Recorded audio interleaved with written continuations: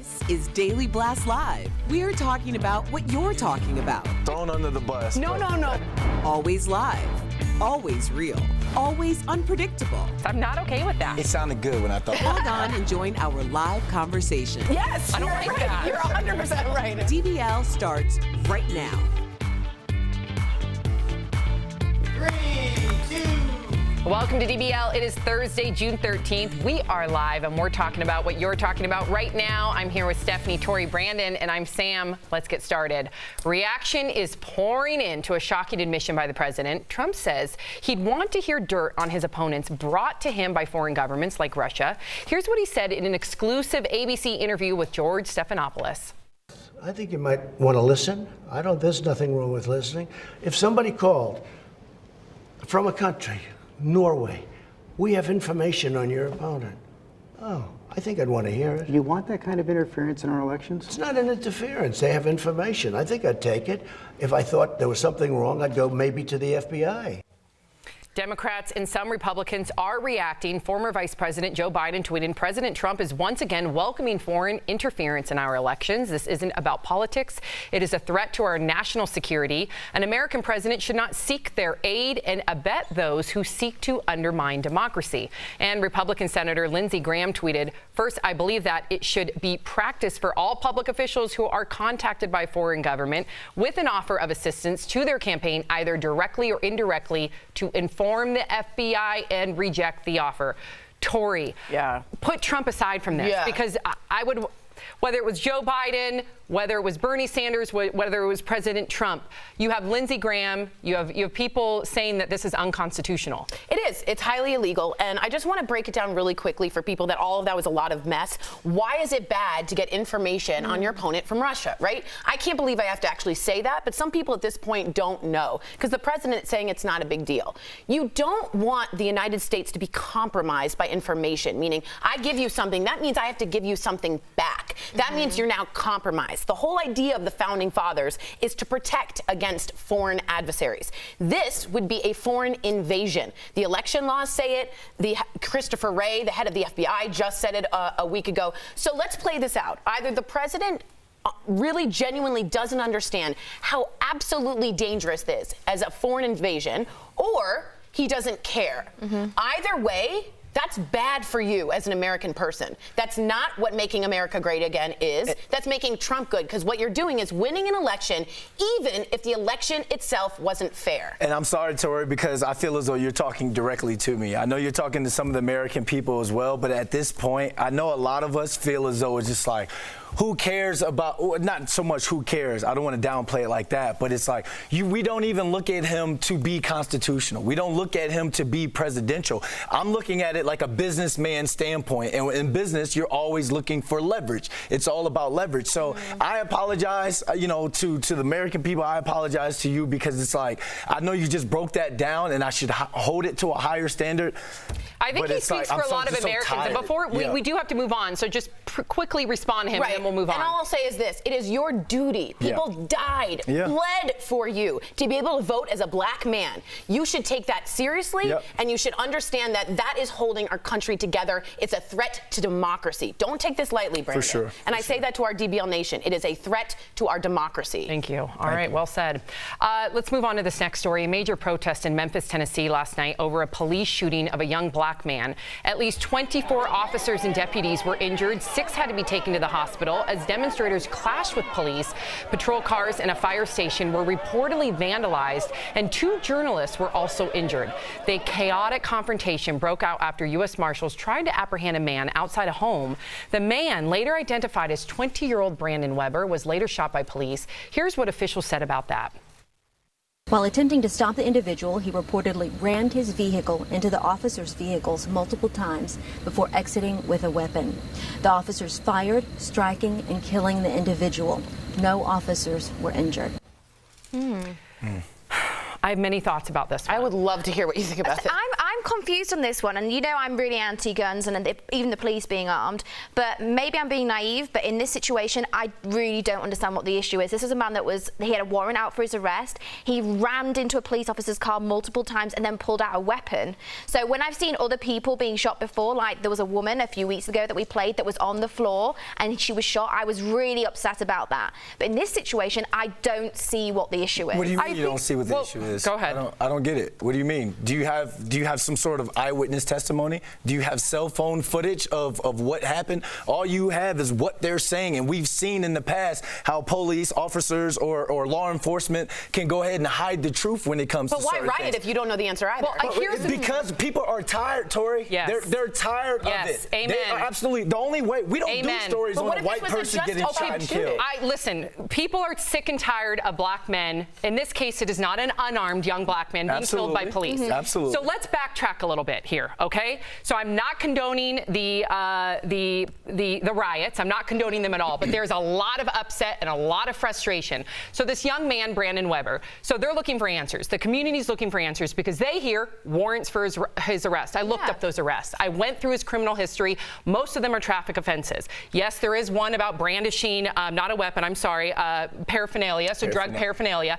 Does that warrant you being shot 16 to 20 times? I'm not saying it's okay for him to pull out a rifle by any means, shape, or form. But again, does that warrant being shot 16 to 20 times? No. In front of your home, in front of your family. I think what they're also taking issue with is initially when all those reports went out, they branded him as a monster. The pictures that they showed of him were with guns and money. Again, I'm not condoning that. That's not okay. But there were no photos of him holding his newborn baby. There were no photos of him with his cap and gown on and his diploma because he's a high school graduate. There were no photos of him in college because he's also in college right now. So I think where the upset's coming from is this portrayal of him being a gangster or a thug, and I don't even like using that word, but that's what the media is calling him when they forget that he's also a father, a graduate, and a college student. So this is a much more nuanced situation. We gotta have duality of thought here. I'm not saying that the police officers are wrong. I'm not saying that he's wrong, but I am saying that we can do better. I think I agree with Sam completely. I'm pissed off right now. I really am. Sick of it. I'm sick of it. I'm sick of seeing my brothers and sisters gunned down by police. Again, then I'm afraid that the narrative is going to be that I'm anti-police when I have great respect for police. But we've lost conversation in this country. We've lost duality of thought. It's a fair thing to talk about, and I think nuance is the word of the day, is what Sam says. You don't just show a headline. There's more to this person. There's a life there, and we have to learn that. I think there's more to this story, too, about police feeling they were in danger, too, as you said. And you're not condoning it at all. And that's a conversation we can have. Exactly. But I think everybody needs to have empathy and understand the upset that this community is feeling. They're sick and tired of seeing images blasted on the media. They're sick and tired of not having answers. They're sick and tired. So the more we can have these conversations, the more that we can have duality of thought, the more that we can, I hope, have reform and have just a better system for everybody. Because it's okay for me, but it's not okay for you. I mean, you've taken the words out of my mouth. Like, I have nothing to say. If I come back with something right now, I'm the angry black guy. So we can go ahead and move on. There you go. You're right. And that adds to the nuanced conversation. Yep. Yeah. I know. So we can do better. That's all we can leave it at right now. But chime in, DBL Nation, because we do want to hear from you as well. And thank you. I love you. Happening right now, Amanda Knox, the woman who was once convicted of killing her roommate while studying abroad, is back in Italy. Let's get to Kelly Schuberth with the news at the moment. Sam, Amanda Knox just set foot in Italy for the first time since she was released from prison. Take a look. She's there to be a guest speaker for a panel session called Trial by Media. In a case that had the world glued to their TVs, the 31-year-old was convicted of murdering fellow student Meredith Kircher in 2007. She spent 4 years in prison before she was acquitted in 2011. DBL Nation, I have to know, what do you think of Amanda Knox returning to Italy? Tweet me using the hashtag DBLTake. So really quick, I have a quote from the Kircher family. I don't believe Amanda Knox did anything, but I don't think she should have returned to Italy. This is the quote. One has to wonder why she is doing this, why we have to go through this all again. And then I'm just going to skip down. It's already hard to get used to the notion that your daughter's killer has become a superstar any more than you get used to the fact that your daughter was murdered in the first place. I think this rubs a wound the wrong way. I understand she's going to the Italy Innocence Project. I think she could have done that from here and not hurt the Kircher family. Wow. Yeah. So do you think that she's going to end up going? She's going. But I think that's crazy. Now, a lot of people say the second she steps out in Italy, she can be. Now, look at this. This is the paparazzi as we see. She is. Now, the press and the justice system in Italy is very different than the American system. They can get on you. So There's she no really is going to go. She's going. You don't think someone's going to prevent her right before she gets there? She's there. She's already there. She's already. Where She's are the people on around Italian her? soil She's right on now. Italian soil. Yeah. She's there. She's not wants to being be there. apprehended? No. Now, here's the deal. Because that's where I'm confused. Right. Now, the only thing they could get her for is she owes, they think, a certain amount of money, about $20,000. Restitution. She can't be arrested for anything, but she did blame someone else, and she still has that fine to pay. However, that they're not going to arrest her. But being there just opens the wound for everyone. Right. Why? Right. Wow. Why? Wow. Chime in, DBL Nation. Wow. DBL's Live will bring you breaking news as soon as it happens. Coming up, a pair of flamingos are making a splash at the Denver Zoo right here. We'll tell you why they're extra fabulous. Then ditch those tired, boring old s'mores and try something new. Incredible recipes you can make at the campsite or in your own kitchen. And you, the viewer, are our fifth host. Kids have been playing dodgeball for decades, but it is the PE. But is the PE pastime just bullying in disguise? Ooh, this is a good one. Your comments coming up next. Hi, DBL Nation. Kelly Schubert here with the DBL Digital team. Please tweet us and write in about Amanda Knox. What do you think about that? Do you think she should have gone back to Italy? Let's go to the desk and talk with them more about this. I think it's pretty wild that she wanted to go back to Italy, right? I don't care what she wants to speak out for. I think it's crazy. I think so too. I want to get to Sam's response to this. John Mann just wrote in, for the person who said no warrant, 20-year-old Brandon Weber was being served. Now, just so you know, Sam responded. No warrant. She said there were warrants. Okay, I'm very well versed on this story. I went back through this person's criminal history. I never said no warrant. There was multiple warrants for this person's arrest. There was multiple charges against this individual. What I took issue with, does a warrant a death sentence, number one? I'm not condoning pulling out a rifle at a police officer. I have great respect for our men and women in blue, but I also think we need to understand that this community wanted answers right away. They did not get answers. They were told that this person had all these warrants. I looked up the warrants. They're mostly traffic offenses. So there is drug paraphernalia. Guess what? Some of my college roommates also have drug paraphernalia charges against them. Does that warrant a death sentence? So also what the community is upset about, and again, I'm not saying it's okay to have civil disobedience. Well, that's okay actually, but like protests that are angry. But these people are also seeing this individual that they knew and loved as a father, as a high school graduate, and currently in college, being branded all over their local news stations and nationally as a thug. And I don't even like using that word because it's been used as a term nowadays to discredit a young black man. Now, did this person also have a criminal history? Yes. Are there photos of him also with guns and cash? Yes. But why are we only seeing those photos and not the photos of this young man holding his newborn child or proudly holding his diploma? So that's all I'm asking, is for us to have duality thought and look at people as individuals and understand that we've all done crappy things. Does that warrant a death sentence? Again, no, as you stated, nobody should be pulling out a rifle on a U.S. Marshal. I get it, but let's also understand why this community is so upset, because they feel like the narrative. But when we say they're ramming police, we only have one report of saying he was ramming a police car. He could have been trying to get out of there, you know? Well, we don't know. There is a Facebook Live video.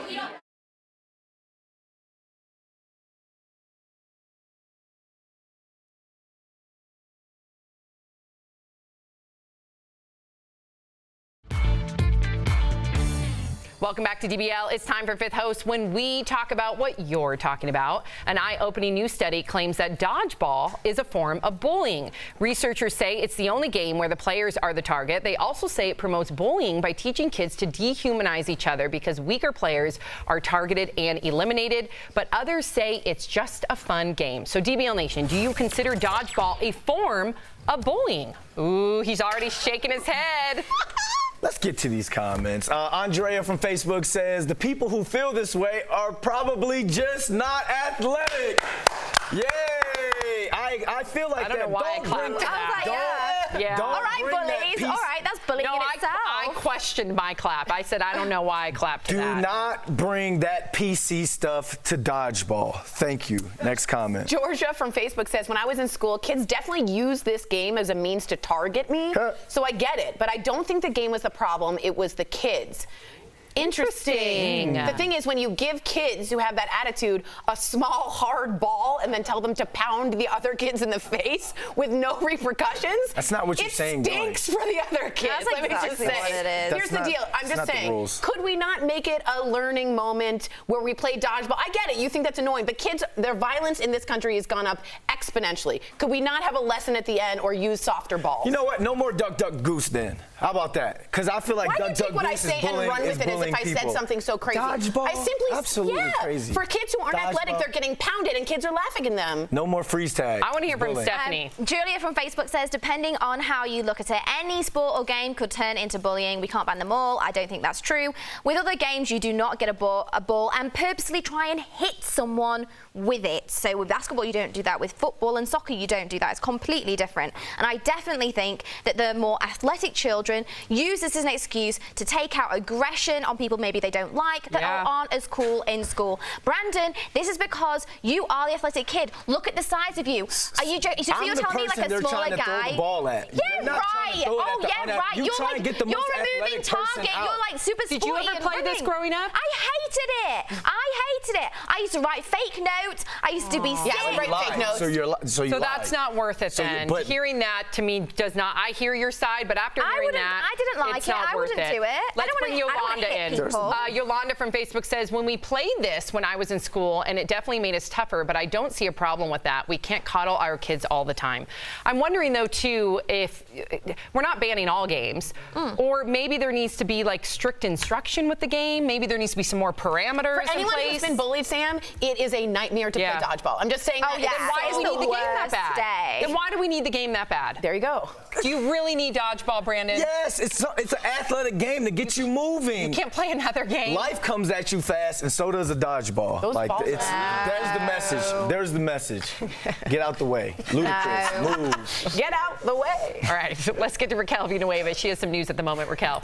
Well, right now, Cuba Gooding Jr.'s lawyer says he might not surrender to police today. He believes a surveillance video will clear his client's name after he's accused of groping a woman at a bar in New York City. Cuba had planned to turn himself in and be booked on a misdemeanor charge, but now he may wait until his lawyers speak to Manhattan's district attorney. And as we wait for the developments on this case, a second accuser has come forward to say she was groped by the Oscar-winning actor. She says it happened more than 10 years ago at a restaurant in New York. Now, I'll keep you updated on this case. Let me guess, he walked past to go to the bathroom and happened to touch you, maybe. Or it was a real grope. We don't know, but this. Right. I don't like when Wait and people see. come out years and years later. Yeah. Coming up on DBL, a couple flamingos are showing their true colors. Find out what makes Freddie Mercury and Lance Bass so special. And even if you don't camp, you can still make these great recipes at home. A new twist of kebabs next. The sun.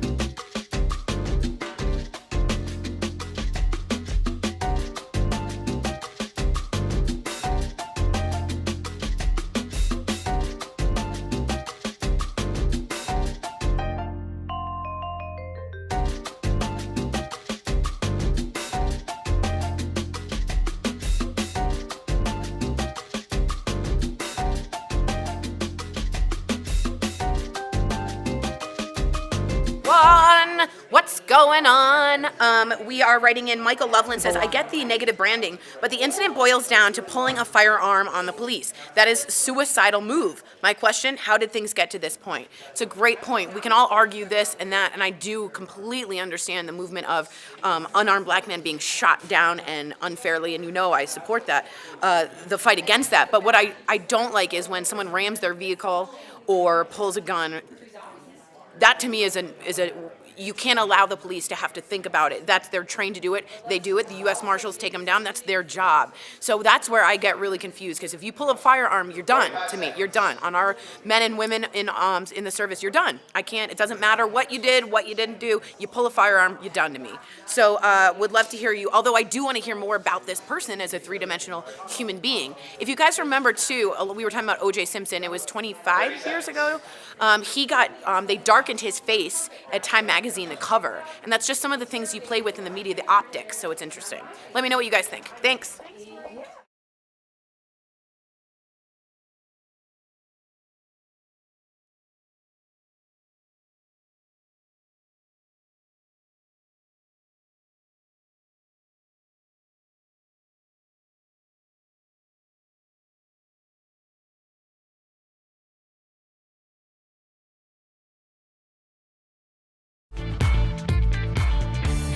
Welcome back to DBL. This year, nearly 40 million Americans will go camping. Oh my gosh, that is a lot of hot dogs and s'mores. But you don't have to be basic when cooking outside. So I caught up with celebrity chef Dave Hadley to learn some delicious and easy recipes you can make anywhere. Bon appetit. All right, Chef Dave Hadley, I feel like when it comes to cookouts and barbecues, people go with the basic burgers and hot dogs, but DBL didn't hire me to be basic. So can you teach DBL Nation how to make things a little bit more fancy? Let's do that. So any of these dishes that I have for you today, Bilo, are all things you can make inside of your house, any type of grill that you have, any type of campfire that you're at. Luckily, we're out in this beautiful area of Colorado where we could do this right here. So let's get started. You ready? Let's go.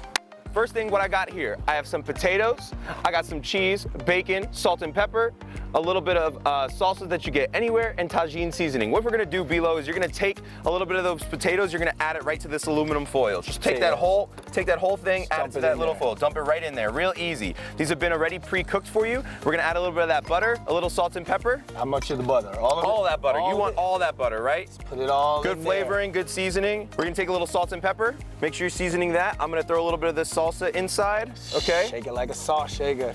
We're gonna take these potatoes and we're just gonna simply wrap this up, okay?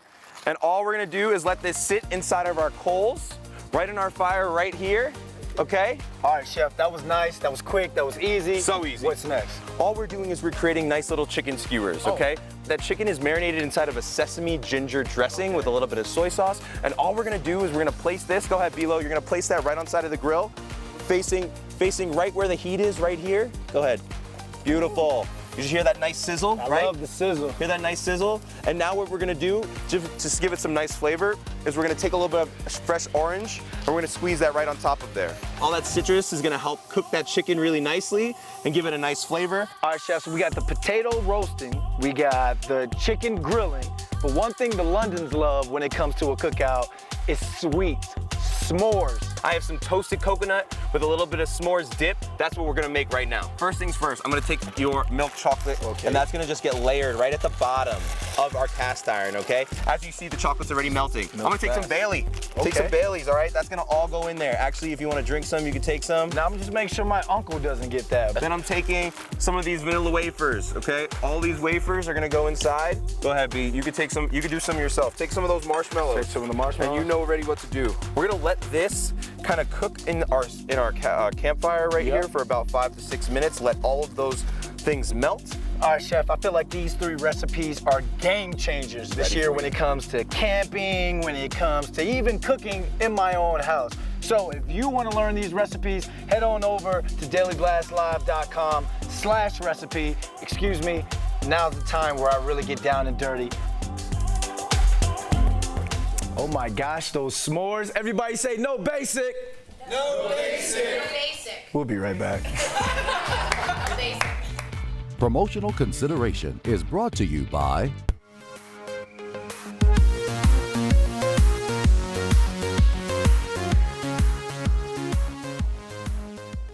Hi DBL Nation, it's Raquel here, and I have a movie review for The Secret Life of Pets 2.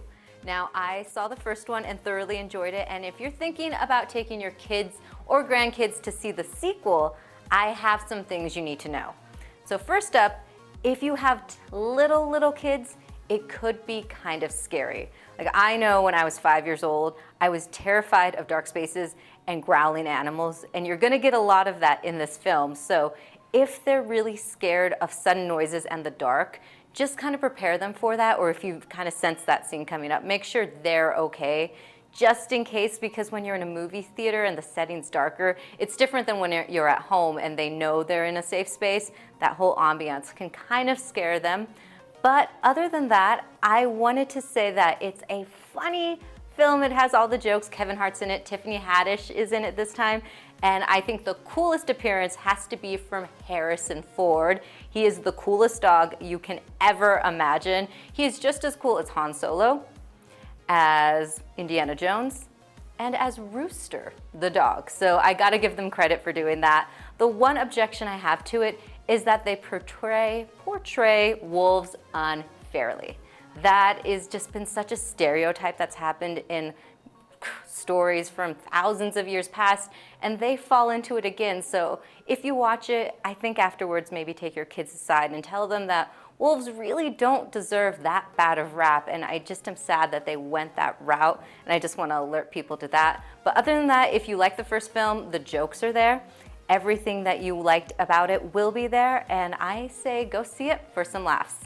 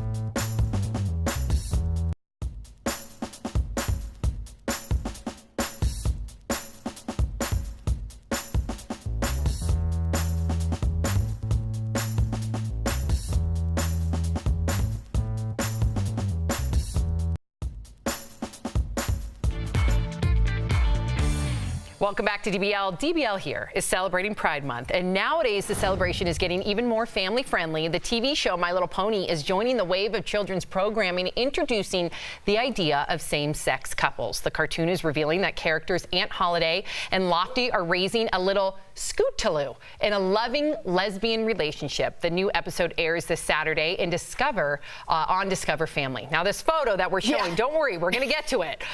Right here in our own backyard, the Denver Zoo is drawing visitors with two fierce flamingos. The light-colored bird is named Lance Bass, and his partner is named Freddie Mercury. Yes! The birds are also going to raise a little one.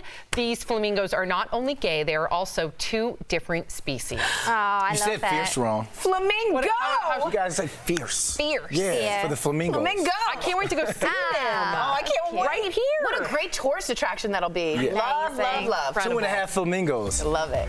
Get it? 2.5 men, 2.5. Yeah. We'll see you same time, same place tomorrow. Bye, guys.